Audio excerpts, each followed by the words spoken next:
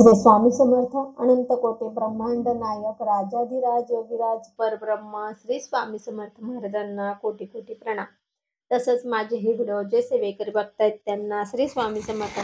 बघा मंडळी, बऱ्याच वेळा का होतं, आता आम्ही सांगितलं की एक सव्वा तास दुर्गा सप्तशती पाठ वाचायला लागतो तर करा। तर बऱ्याच महिलांचा हा प्रश्न असतो, ताई आम्ही जॉब करतो, आमचं दुकान आहे, आम्ही वर्किंग वुमन आहे, आम्हाला एवढा वेळ नसतो, मग आम्ही काय करायचं? आम्ही कुलदेवीची सेवा करायची नाही का? आम्हाला कुलदेवीचा कृपा आशीर्वाद कसा प्राप्त होईल? तर अशासाठी आपण आजचा व्हिडिओ आणलेला आहे, आजची सेवा आणलेली आहे। तर बघा, तर काय करायचं आपण? तर ज्यांना वेळच नाहीये परंतु असं आपल्याला सेवा करायची इच्छा आहे, इच्छा म्हणजे असावीच, कारण की आपल्या कुलदेवीची सेवा म्हणजे आपल्या आईची सेवा असते आणि आपल्या आई-वडिलांची सेवा करणं हे आपलं कर्तव्य आहे आणि त्यांच्याच कृपा आशीर्वादाने आपलं सगळं चांगलं होत असतं। म्हणून आपल्याला कुलदेवीची सेवा, कुलदेवाची सेवा करणं गरजेचं आहे। भले तुम्हाला जर दुर्गा सप्तशती पाठ वाचायला जमत नसेल, वेळ नसेल तेवढा, तर काहीतरी करायचंच। मग आता काय करायचं बघा, तर आपण रोजचे रोज, आता समजा नवरात्र आहे म्हणूनच नाही, आता नवरात्र आहे तर तुम्ही नवरात्रात करा, संकल्प करा, तशापासून रोज करा। आता नवरात्र आहे, नवरात्रात 9 दिवस काय करायचं किंवा पौर्णिमेपर्यंत काय करायचं? तर बघा काय करायचं, आपण रोज आपली कुलदेवीची सेवा म्हणून रोज आपण सिद्ध कुंजिका स्तोत्र आहे बघा, हे नित्य सेवा ग्रंथ आहे ना, याच्यामध्ये सिद्ध कुंजिका स्तोत्र आहे, ते तुम्हाला मी दाखवते। स्तोत्र काय खूप मोठं नाहीये आणि असं खूप अवघड पण नाहीये, पण हे स्तोत्र जर वाचलं ना आपण 11 वेळा, जर हे स्तोत्र वाचलं ना, तर तुम्हाला पूर्ण 143 पान नंबरवर आहे बघा ते। आणि जर तुम्ही हे जर 11 वेळा कुंजिका स्तोत्र वाचलं तर तुम्हाला एक दुर्गा सप्तशती पाठाचं पुण्य लागत असतं।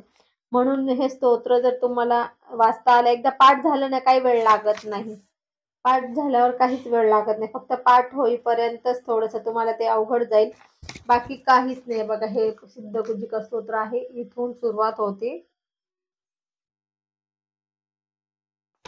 पुस्तक नवीन आहे त्यामुळे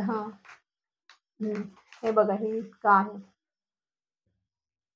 हे इतकं आणि इतकं आहे, पण वाचायचं आपल्याला फक्त आहे ना, इथे मंत्रापासूनच वाचायचं 11 वेळा। पहिले इथं ते एकदाच वाचायचं, इथूनच 11 वेळा वाचायचंय। त्यामुळे असं काहीच नाही की तुम्हाला त्याचा खूप वेळ लागणार आहे, अगदी 10 मिनिटात तुमचं सहज 11 वेळा होऊन जातं। 10 मिनिटात 11 वेळा सहज होऊन जाईल, 10 मिनिटातच, जास्त नाही लागणार किंवा पण तुमचं खूपच सावकाश वाचन असेल तर तुम्हाला 12 मिनिटं लागेल, त्यापेक्षा जास्त वेळ लागणार नाही।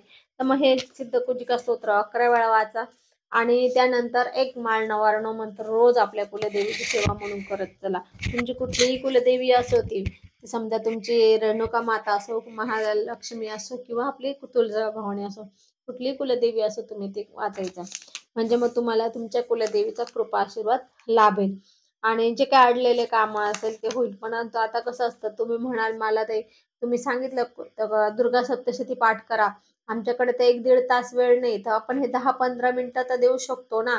12 मिनिटं साधारण हे 10 वेळा 11 वेळा वाचायला आणि 3 मिनिटं एक माळ नवार्णव मंत्र जप करायला, असं साधारण 15 मिनिटं वेळ लागतो।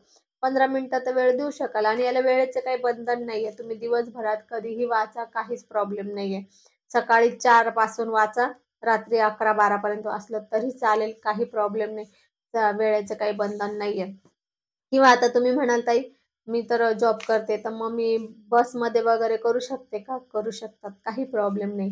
समजा तुम्ही बसने ट्रॅव्हलिंग करत असेल, तुमच्या ऑफिसला जाण्या-येण्याचं अंतर काही दूरपर्यंत असेल, तर तिथे मग तुम्हाला अर्धा तास लागत असेल जाण्या-येण्यात, अर्धा तास तर जातो सहज, तर अर्धा तास लागत असेल तर तिथं तुम्ही जरी आता पाठ केलं घरी, तर तुम्ही तिथे सुद्धा तुम्ही बोलू शकतात किंवा तुम्ही मोबाईलवर पण वाचू शकतात। असं नाही की तुम्हाला ग्रंथच हातात घेऊन वाचायचे, तुम्ही मोबाईलवर डाउनलोड करून घ्या आणि मोबाईलवर सुद्धा तुम्ही बसमध्ये बसल्या-बसल्या वाचू शकतात, तसा काही प्रॉब्लेम नाही।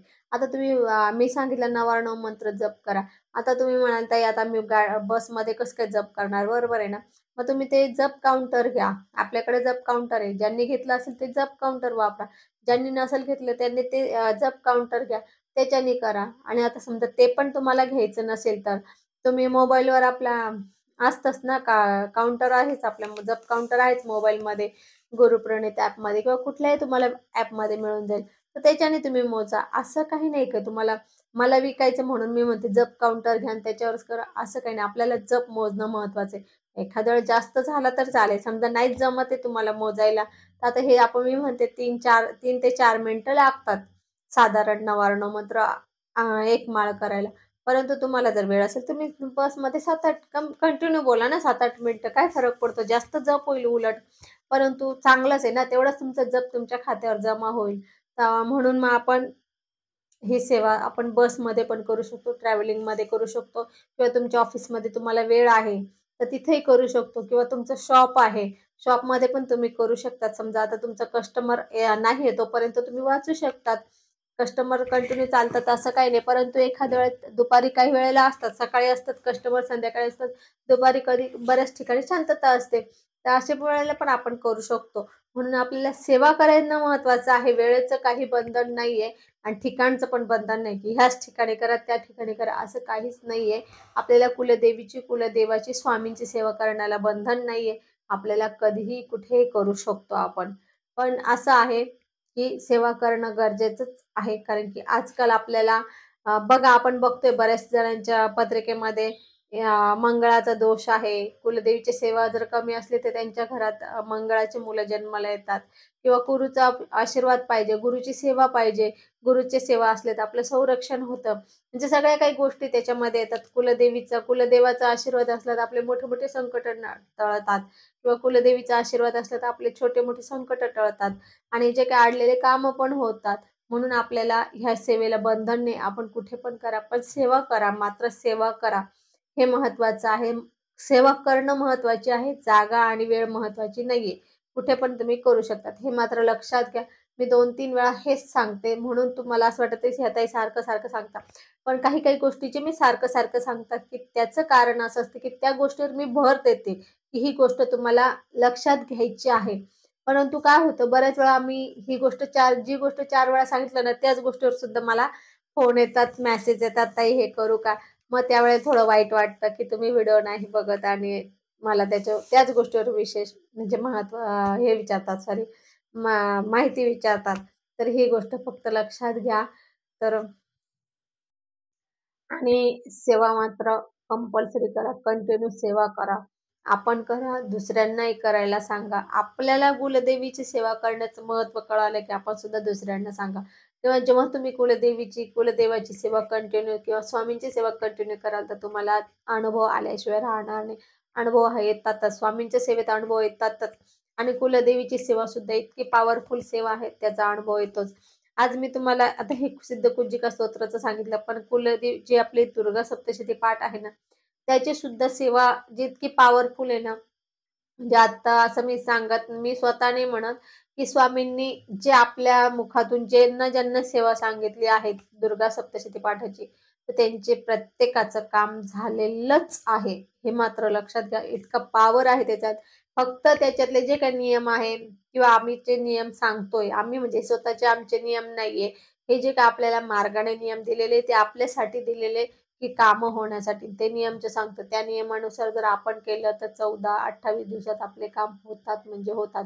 फक्त त्याला नियम पाळावे लागतात. पण आपण नुसतं वाचायचं म्हणून वाचल्यावर मग आपल्याला अनुभव येतोच असं नाही. परंतु त्याचे जर तुम्ही सगळे नियम पाळून केलं ना, तर तुम्हाला कुठलीही अडचण असेल, की कुठलंही काम असेल, तर ते 28 दिवस, 14 दिवसात होतंच. म्हणून आपण ह्या अशा ज्या सेवा असतात, जे काही आपण केंद्रामार्फत सांगितल्या जातात, तर त्या प्रॉपर सेवा असतात. त्यानुसार आपण सेवा करा म्हणजे आपल्याला अनुभव येईल. आपण धरसोडची सेवा केली, तर आपल्याला अनुभव पण उशिरा येतात किंवा कदाचित लवकर येत नाही. मग आपण म्हणतो, "ताई, मी इतकी सेवा केली, मला नाही अनुभव आला, याला आला, त्याला आला आणि मलाच येत नाही. मी काय कसं केलं, मी काय असं केलं, माझं काय चुकतं." ते ह्या गोष्टी होतात. म्हणून या गोष्टी लक्षात घ्या. त्यानुसार सेवा करा. असो, आज आपण इथेच थांबू. झालेली सेवा स्वामींच्या चरणी अर्पण करू. आपल्याला जर माझी ही व्हिडिओ आवडली असेल, तर लाईक, शेअर, कमेंट करा. माझ्या चॅनलला सबस्क्राईब करा. श्री स्वामी समर्थ.